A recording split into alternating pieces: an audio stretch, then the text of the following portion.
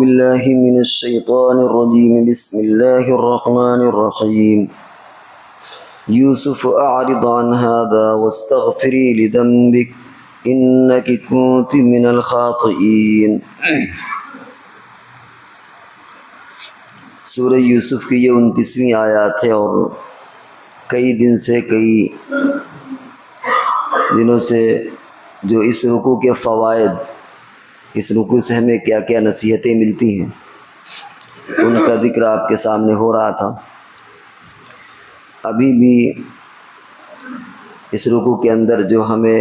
ہدایات ملتی ہیں، جو ہمیں نصیحتیں ملتی ہیں، ان کا ذکر مزید یہ ہے کہ جیسا کہ کل گزرا تھا، کل یہ بات گزری تھی کہ ڈی این اے ٹیسٹ کے ذریعے سے شرعی نقطہ نظر سے وہ قرینہ تو بن سکتا ہے کسی کے گناہ کے لیے، لیکن اس سے جرم ثابت نہیں ہوگا۔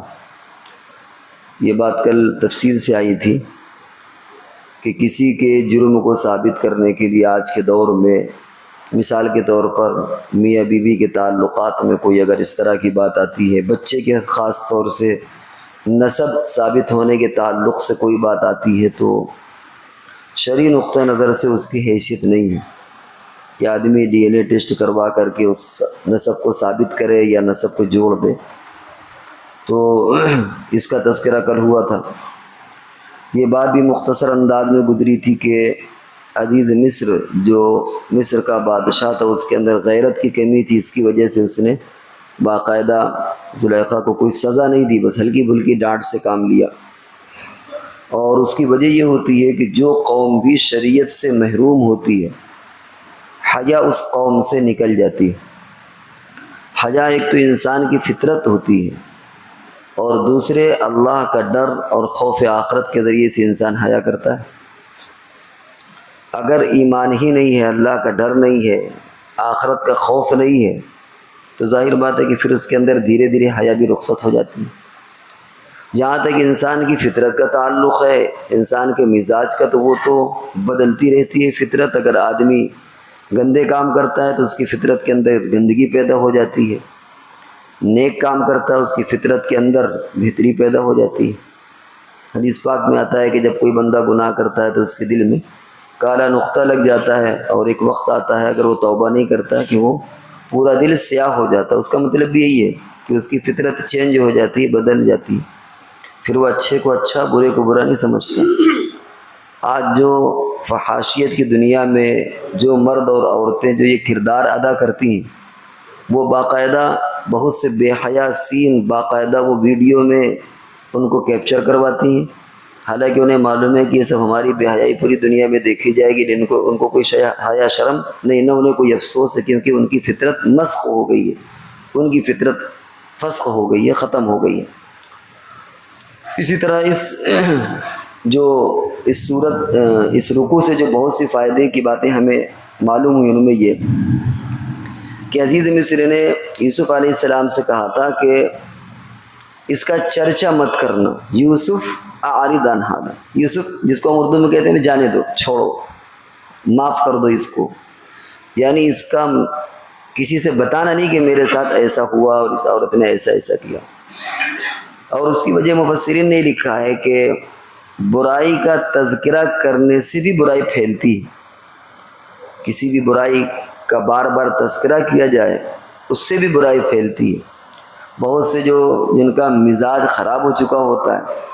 ان کو وہ باعث تسکین ہو جاتی ہے وہ چیز، تسلی کی، اور وہ اس گناہ کے کرنے کے مواقع تلاش کرنے لگتے ہیں۔ سمجھ لیں، بہت سے موقعوں پر ایسا ہوتا ہے کہ کوئی بندہ گناہ کو بیان کرتا ہے اس معنی کر کے اللہ نے مجھے بچا لیا،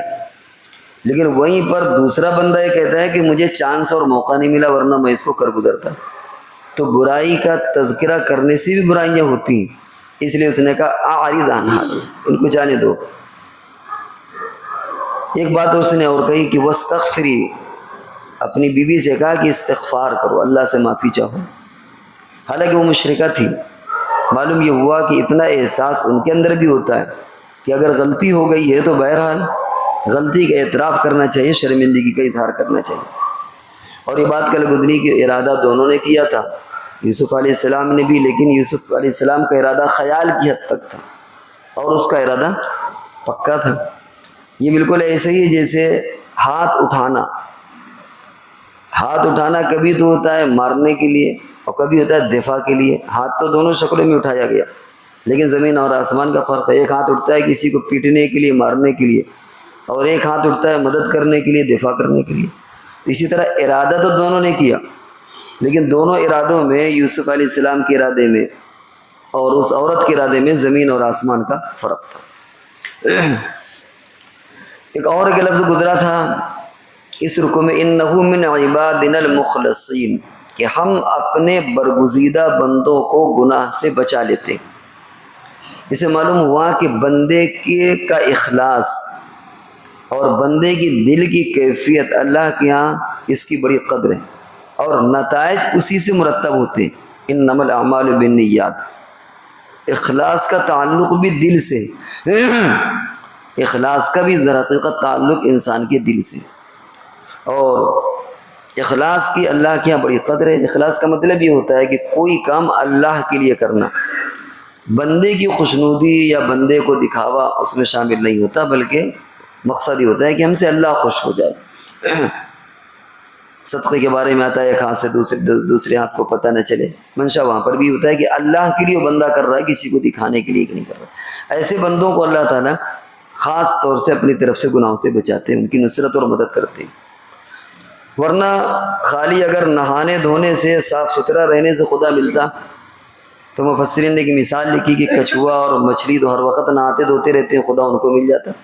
لیکن ظاہر ہے کہ انسان کے مقابلے میں تو ان کی کوئی حیثیت نہیں ہے۔ اگر ذکر ہی سے محض خدا مل جاتا، نیت کیسی بھی ہو انسان کی، خالی تسبیح چل رہی ہے اس کے دل کے اندر، نیت کوئی بھی ہو،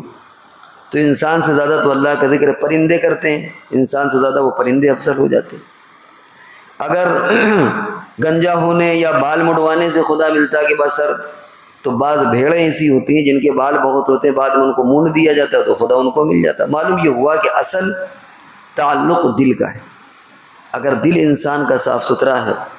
دل انسان کا اللہ کی طرف لگا ہے، تو پھر یہ ہے در حقیقت اللہ کے قرب کی بات، اور اللہ تبارک و تعالیٰ ایسے بندوں کو اپنے جوار میں، اپنی رحمت میں جگہ دیتے ہیں۔ اسی طرح ایک لفظ اور گزرا تھا، من اراد باہلک سوءا، جب دروازہ کھولا اور دیکھا کہ وہ شوہر سامنے کھڑا ہے، آقا سے تعبیر کیا۔ یہ بات بھی جو رمضان سے پہلے درس تھا اس میں گزر چکا کہ مصر کے معاشرے میں شوہر کو آقا کا درجہ حاصل تھا، گویا عورت ایک باندی کی شکل میں تھی، اس کو وہ زوجیت اور بیوی ہونے کا جو ایک امتیاز یا تمغہ ہوتا ہے وہ اسلام نے دیا ہے، عورت کے باقاعدہ حقوق، بیوی کے جو مراتب ہوتے ہیں، لیکن اس زمانے میں تو آقا اور باندی جیسا معاملہ تھا۔ یہ جو شرف اور عزت بخشی اسلام نے بخشی، تو اس نے جب دیکھا کہ یہ دونوں کھڑے ہوئے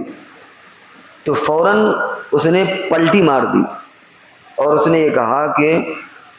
جو تمہارے گھر والی کے ساتھ اس طرح کی دست درازی کی کوشش کرے، بتاؤ اس کی سزا کیا ہوگی۔ یہ ہے جھوٹی محبت کا معاملہ۔ جب محبت اخلاص والی نہیں ہوتی، اللہ کے لیے محبت نہیں ہوتی، تو وہاں ذرا بھی بندے کے اندر برداشت کرنے کی قوت اور طاقت نہیں ہوتی، مزاحمت کرنے کی، مصائب کو جھیلنے کی طاقت نہیں ہوتی۔ کہاں تو ایک طرف اتنا عشق اور محبت کہ یوسف علیہ السلام پر مر مٹنے کے لیے تیار، اور کہاں یہ کہ ذرا سا دیکھا کہ ہم پکڑے گئے تو سارا الزام یوسف پر تھوپ دیا۔ وہاں یہ نہیں ہمت کر پائے کہ نہیں یہ بری ہے اور میں مجرمہ ہوں، اپنے آپ کو پیش کرنا چاہیے کہ بھائی مجرم میں ہوں، یہ تو بھاگے تھے دروازے، لیکن فوراً کیا کیا اس نے اس الزام کو یوسف علیہ السلام پر ڈال دیا، اور یہ کہا کہ صاحب بتائیے ایسے بندے کی کیا سزا ہونا چاہیے جو تمہاری بیوی کے ساتھ دست درازی کرے، ایسا کرے ویسا کرے۔ اس سے معلوم ہوتا ہے کہ جھوٹی محبت کا معاملہ یہ ہوتا ہے کہ انسان بس اپنا دامن بچاتا ہے، بلکہ اپنا قصور اور اپنا الزام بھی دوسروں کے سر میں وہ تھوپ دیتا ہے۔ اسی طریقے سے اور بھی اس کے اندر فوائد ہیں، لیکن ہماری کوشش یہ ہوتی ہے کہ 9 سے 10 منٹ تک یہ بات پوری ہو جائے، پھر انشاءاللہ جو اس کے اور فوائد ہوں گے وہ انشاءاللہ کل بیان کیے۔